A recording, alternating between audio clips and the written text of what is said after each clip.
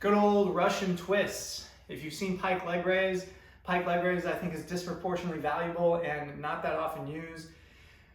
Russian twists, I would say, are still valuable, very often used, and almost always done in a way that's just counterproductive in the most negative, and maybe just like medium, not doing much if I'm being charitable. So ideally, you don't have to have your feet off the ground. Ideally, your feet are off the ground, because this forces you to use your abdomen to kind of balance on your hips here. If you absolutely don't have it, you can kind of play with, getting yourself into place, tap one foot, give yourself just a little bit of balance.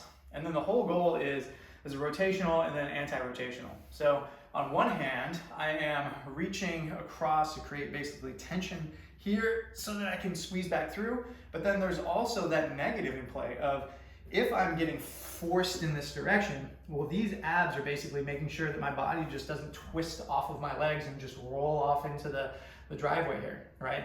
Having strength in that negative is equally important. And so I want to think of reach and get that negative, come across, and I'm turning with my shoulders and hands,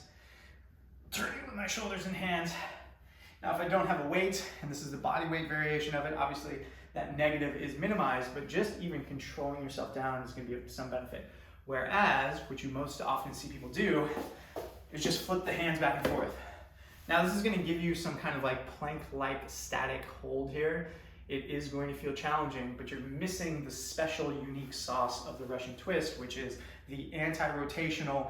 This is basically preventing me from just falling off into oblivion here, but then also the pulling back up and squeezing, which is facilitated by me moving at the shoulders, not just moving at the hands.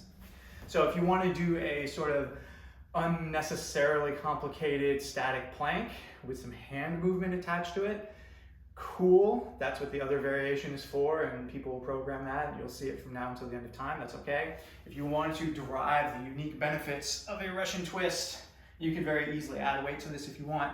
Hold on to something, kettlebell, dumbbell, plate, doesn't really matter. Decelerate, come back up, decelerate, come back up, and that will help get you a lot more angles and dynamic elements to your midline game.